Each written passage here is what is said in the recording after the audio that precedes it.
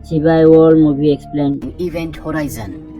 आप लोग चैनल पे नए हैं तो प्लीज सब्सक्राइब कर दीजिए और लाइक कर दीजिए। आप लोग किसी को सपोर्ट करता होगा प्लीज हमको भी सपोर्ट कर दीजिए।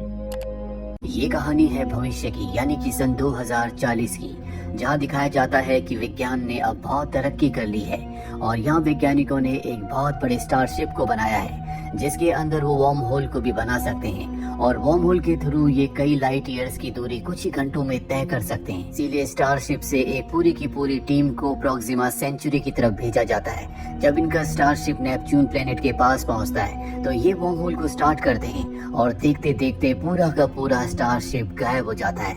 अगले 7 सालों तक स्टारशिप का कुछ पता नहीं चलता और 7 सालों के बाद यानी कि सन 2047 में एक बार फिर से स्टारशिप वहीं पर अपीयर होता है जहां से वो गायब हुआ था, यानी कि नेपच्यून प्लेनेट के पास। वहीं हमें एक डॉक्टर को दिखाया जाता है जिनका नाम डॉक्टर विलियम है, जिन्हें हमेशा अपनी पत्नी के विजन्स आते हैं जिसकी अब मृत्यु हो चुकी है। दरअसल ये वही डॉक्टर हैं जिन्होंने स्टारशिप को डिजाइन किया था और अब इन्हें स्टारशिप में इन्वेस्टिगेशन करने के लिए भेजा जाता है। हाँ, इनके साथ 7 और लोग होते हैं जिसमें कैप्टन मिलर भी हैं। इन सबको स्लीपिंग चेम्बर्स में भेजा जाता है और जब डॉक्टर विलियम स्लीपिंग चेम्बर में होते हैं तभी उन्हें अपनी पत्नी का विजन आता है, जिसके बाद वो चिल्लाना शुरू कर देते हैं और यहाँ पर सब के सब जाग जाते हैं। दरअसल सब के सब अब नेपच्यून प्लेनेट के पास पहुंच चुके हैं जहाँ पर वो स्टारशिप है जिसका नाम इवेंट होराइजन है और यहाँ पर डॉक्टर सबको बताते हैं कि हमें इसी स्टारशिप की इन्वेस्टिगेशन के लिए यहाँ पर भेजा गया है। दरअसल उनके अलावा किसी को इस बात का नहीं पता होता और अब सबको पता है कि मिशन बहुत ही खतरनाक है, क्योंकि इवेंट होराइजन स्टारशिप आज से 7 साल पहले गायब हो गया था। वो कहाँ गया था और कहाँ से वापस आया इसके बारे में किसी को कुछ नहीं पता। उनकी चिंता तब और बढ़ जाती है जब स्टारशिप से मिले हुए एक सिग्नल को ये डिकोड करते हैं जिसका लैटिन में मतलब होता है कि मुझे आजाद कर दो। ये कुछ नहीं समझ पाते कि इन्हें अब क्या करना चाहिए।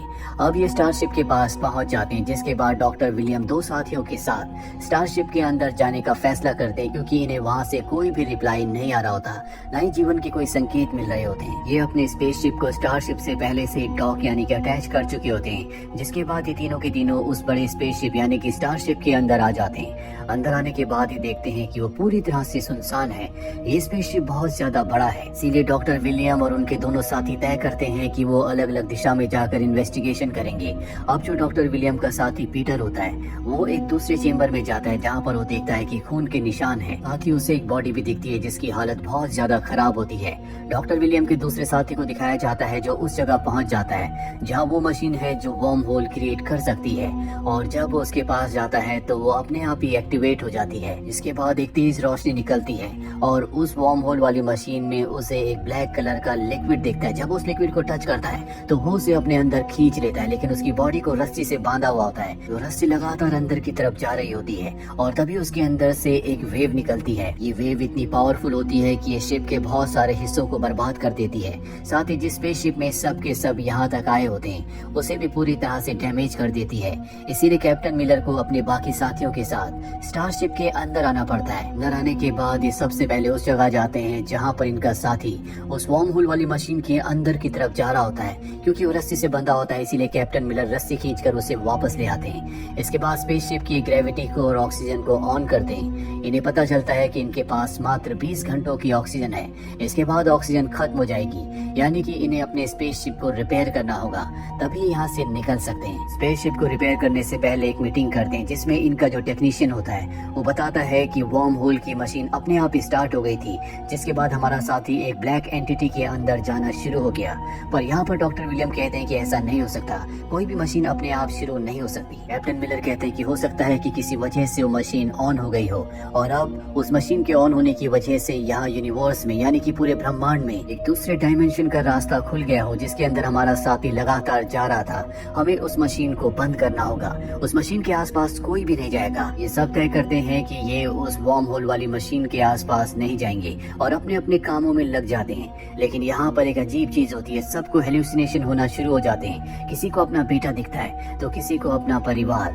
इन्हें कुछ समझ नहीं आता कि इनके साथ क्या हो रहा है। कैप्टन मिलर तय करते हैं कि ये पिछले क्रू के रिकॉर्डिंग को यानी कि वीडियो ब्लॉग को चेक करेंगे और जब ये उस वीडियो ब्लॉग को चेक करते हैं तो इन्हें पता चलता है कि जब उन्होंने ग्रेविटी स्फीयर को यानी कि वर्म होल वाली मशीन को ऑन किया था तो कैमरा अपने आप ही बंद हो गया था, जिसके बाद सिर्फ उनकी चीखों की आवाजें सुनाई दी। यहाँ पर अब यहाँ की इलेक्ट्रिसिटी सिस्टम बंद हो जाता है, जिस वजह से डॉक्टर विलियम उस जगह जाते हैं जहाँ से वो सिस्टम को ऑन कर सकते हैं। वहाँ जाने के बाद उन्हें एक बार फिर से अपनी पत्नी के विजन्स आना शुरू हो जाते हैं। वहीं हमें इनके उस साथी को दिखाया जाता है जो वर्म होल के अंदर यानी कि ग्रेविटी स्फीयर के अंदर चला गया था। उसे पैनिक अटैक आता है और वो बताता है कि जल्दी डार्क आने वाला है, तुम सब मारे जाओगे।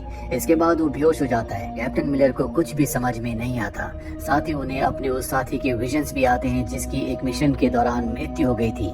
अब ये सब आपस में आर्गुमेंट्स करना शुरू कर देते हैं। इन्हें लगता है कि पिछले 7 सालों के लिए ये स्टारशिप जिस दुनिया में गया था वापस आने के बाद अपने साथ वो वहाँ की कुछ डार्क पावर्स को भी, डार्क एनर्जीज को भी लेकर आया है।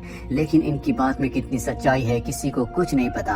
वहीं इनके उस साथी को जो उस पोर्टल के यानी कि वर्म होल के अंदर गया था, जो अब भी बेहोश है, उसकी देखभाल के लिए वहाँ पर मेडिकल टेक्नीशियन होती है और तभी अचानक से उसकी बॉडी गायब हो जाती है। ये देखकर वो पूरी तरह से हैरान होती है कि वो कहाँ चला गया। और इससे पहले कि वो कुछ सोच पाती, यहाँ पर एक पावर आउटरेज ट्रिगर हो जाता है जिसे कंट्रोल करने के लिए वो कंट्रोल रूम में भागती है, जहाँ दिखाया जाता है कि कोई पावर, कोई एंटिटी दरवाजा तोड़कर अंदर आने की कोशिश कर रही है। यहाँ पर डॉक्टर विलियम भी होते हैं। उन्हें देखकर ऐसा लगता है कि उन्हें किसी ने हिप्नोसिस किया हुआ है। वो डोर को खोलने वाले होते हैं कि तभी वहाँ पर लेफ्टिनेंट आ जाती है जो उन्हें ऐसा करने से रोकती है।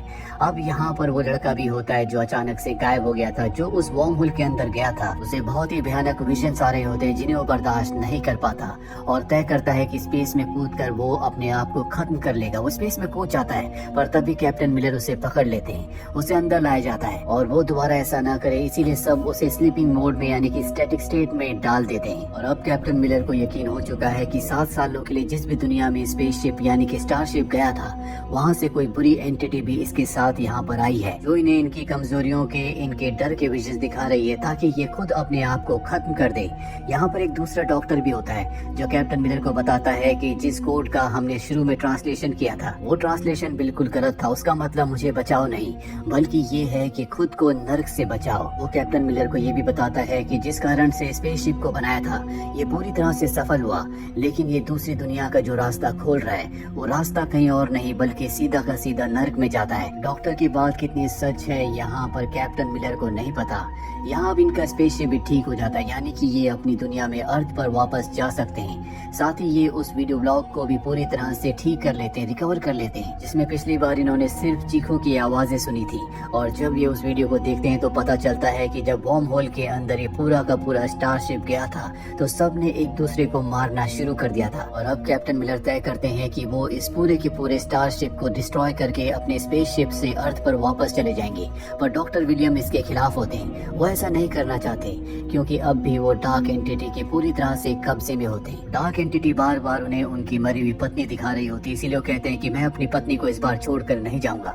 पिछली बार स्टारशिप को बनाने के लिए मैं उसे छोड़कर आ गया था जिसके बाद उसकी मृत्यु हो गई। डॉक्टर विलियम का दिमाग इस हद तक खराब हो चुका होता है कि वो अपनी आंखों को खुद ही खराब कर देते हैं, यानी कि अब उन्हें दिखना बंद हो चुका है। साथ ही जिस स्पेसशिप से यहाँ पर आए होते हैं उसे भी वो ब्लास्ट कर देते हैं जिसमें इनका एक साथी मारा जाता है। वहीं हमें मेडिकल टेक्नीशियन को दिखाया जाता है जो अपने साथी के साथ होती है। ये ऑक्सीजन सिलेंडर्स को निकाल रहे होते हैं और तभी उस मेडिकल टेक्नीशियन को अपना बेटा दिखता है और जब वो उसकी तरफ बढ़ती है तो ऊपर से नीचे गिर जाती है जिससे उसकी भी मृत्यु हो जाती है। डॉक्टर विलियम इसके बाद यहाँ पर अपने एक और साथी को मार देते हैं और अब कैप्टन मिलर तय करते हैं कि वो डॉक्टर विलियम को मार देंगे। पर इससे पहले कि वो उन्हें मारने के लिए जाते हैं वो देखते हैं कि उनकी एक साथी जख्मी है, वो उसे सहारा देने के लिए जाते हैं और ठीक उसी वक्त डॉक्टर विलियम उस स्पीयर को यानी कि वर्म होल वाली मशीन को ऑन कर देते हैं। और अब डॉक्टर विलियम यहाँ पर सबको मारना चाहते हैं। इनका एक साथी बाहर होता है, उसे मारने के लिए वो शूट करते हैं जिससे इस बड़े स्पेसशिप में होल हो जाता है और सबके सब बाहर की तरफ जाने लगते हैं। पर सब कुछ न कुछ पकड़ के अपने आप को रोक लेते हैं। डॉक्टर विलियम अपने आप को रोक नहीं पाते और वो स्पेस में चले जाते हैं जिससे उनकी मृत्यु हो जाती है।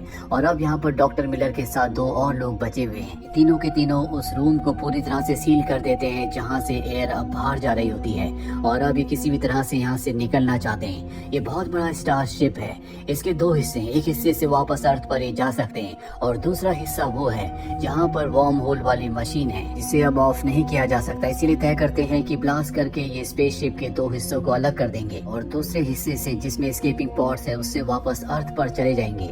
दरअसल इस स्टारशिप को इसी तरह से डिजाइन किया था और जब ये तैयारी कर रहे होते हैं तब ये देखते हैं कि पूरे स्पेसशिप में लाल रंग का लिक्विड आना शुरू हो जाता है। दरअसल ये खून है। कैप्टन मिलर को दिखाया जाता है जो एक्सप्लोसिव को पूरी तरह से ऑन कर देते हैं, लेकिन डिटोनेटर को लेकर वो इससे पहले कि दूसरे चेंबर में भागते उन्हें वहाँ पर आग दिखती है। इससे बचने के लिए वो उस चेंबर में आ जाते हैं जहाँ पर वार्म होल वाली मशीन है, ग्रेविटी कोर है, और अब वहाँ पर उन्हें डॉक्टर विलियम का चेहरा नजर आता है। तो कैप्टन मिलर को बताते हैं कि मैं स्पेस में चला गया था लेकिन स्पेसशिप ने मुझे बचा लिया और अब तुम सब स्पेसशिप के साथ नर्क में जाओगे। तुम्हें यहाँ से नर्क में जाने से कोई नहीं रोक सकता।